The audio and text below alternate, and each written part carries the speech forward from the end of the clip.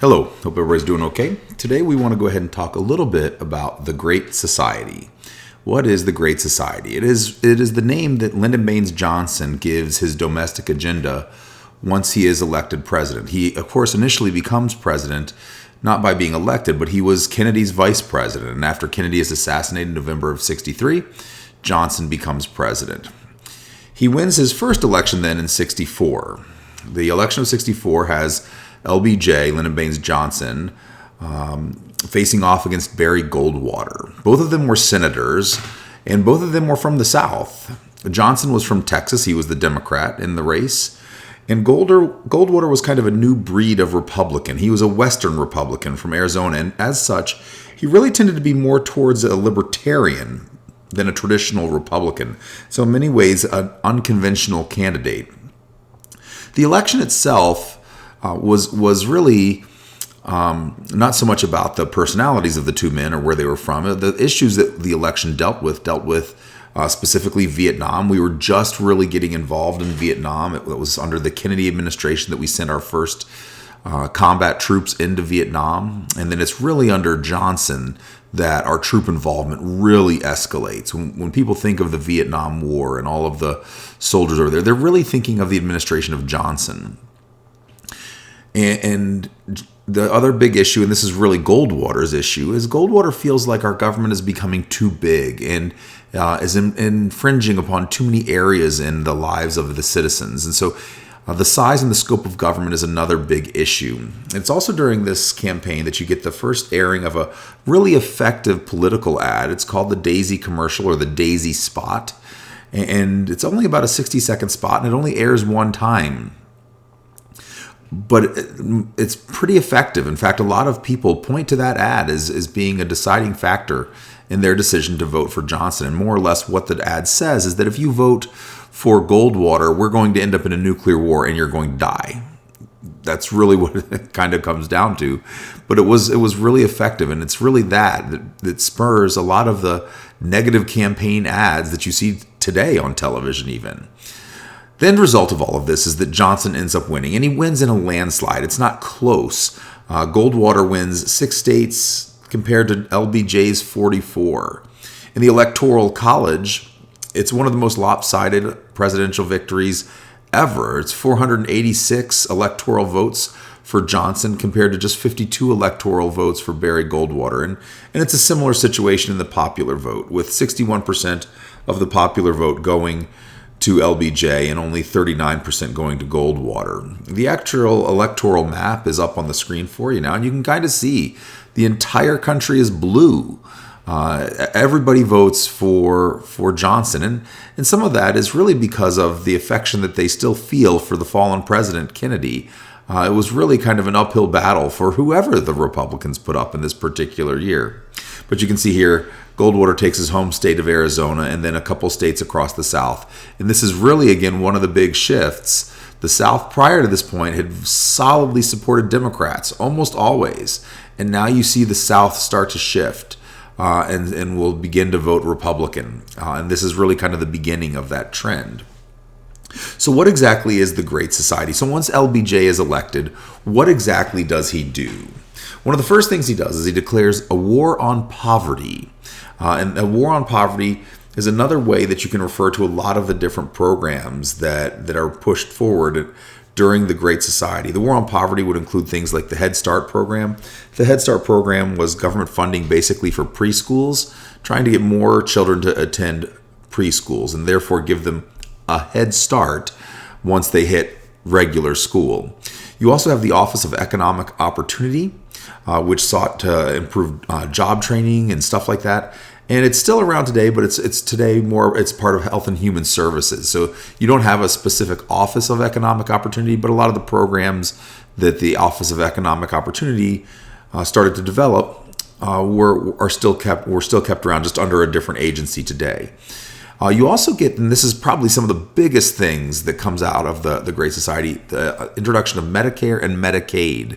We hear those two terms a lot, and they're not the same thing. They're definitely two different programs.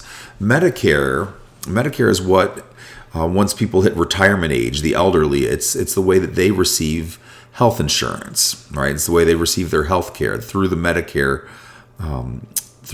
program. Medicaid then is not for the elderly, it's rather for the poor. So if you cannot afford health insurance, you potentially could get insured or get health care through the Medicaid program. Also, as part of the Great Society, something that wasn't really part of the war on poverty, Johnson goes ahead and funds the National Foundation on the Arts and Humanities.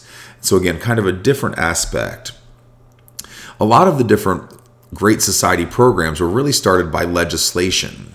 And some of the significant legislation that is passed during this time period would be things like the Food Stamp Act. It's passed in 1964, so right after Johnson's election. And food stamps were not new. There had been food stamps during the Great Depression.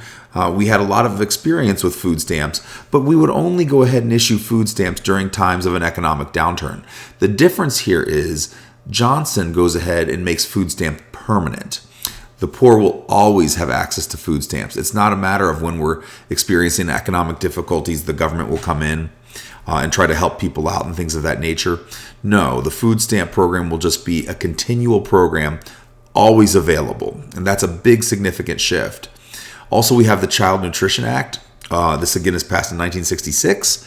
And this is still active today. We still have school lunches that are paid for by the federal government, and schools are given assistance. And by paid for the federal government, it's not necessarily in direct aid. It's usually an aid that's given to the states that then can distribute it. But again, the idea of a school lunch program is what's going on with the Child Nutrition Act. The Higher Education Act doesn't deal with elementary or secondary schools. Rather, it deals with colleges and universities. It's passed in 1965. And so you get more and more federal funding for levels of education from preschool all the way up through college.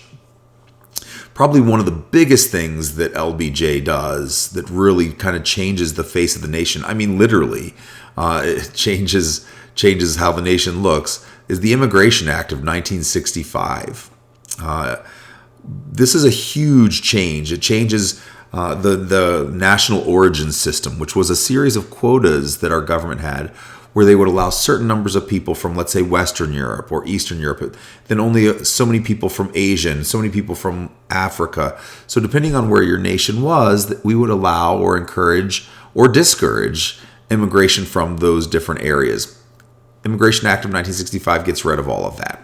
Well, at least a lot of it. And so changes the way our system works. Then there's also the Elementary and Secondary Education Act. Again, we've talked about the beginning of it, Head Start, the preschool. We talk about then the colleges. LBJ doesn't forget about your regular schools either. And so you have more and more funding going to both the elementary and secondary education. Elementary, again, being 1st through 8th, secondary being high school. So what were the results then? What was the effect of the Great Society? The results. Well, one of the big results is it does create a stronger central government. The government does become much more active and a significant part of the lives of the citizens. It creates a permanent welfare state. Again, that's the situation with food stamps and Medicaid. And so there will always be people in the United States who the government will go ahead and support. This leads to higher taxes and inflation. Some people say, well, we have higher taxes and inflation because of the war in Vietnam. That's also true. The war in Vietnam was a lot of government spending, and you had that on top of all the social programs. And so what's happening is, as the government is spending more and more money, there's more and more money getting pumped into the economy. When you have more and more of anything, the value of that thing decreases. It's the same is true with money. And when the value of the money decreases, the prices increase. And so you have inflation. So higher taxes, inflation are also one of the results of the Great Society. But the war on poverty, was that a success? And a lot of folks will point to that and say that no, they don't think that it really was. Certainly poverty is still with us. And you can see in two of the graphs on the screen here, the war on poverty, as it begins, we've already experienced a significant decline in poverty, and the war on poverty simply continues that trend. In fact, shortly after the war on poverty, shortly after it begins, you start to see the levels of poverty not decrease as much anymore, but start to level off. And so poverty does go down during the war on poverty, but that was a trend that was happening even before the war on poverty.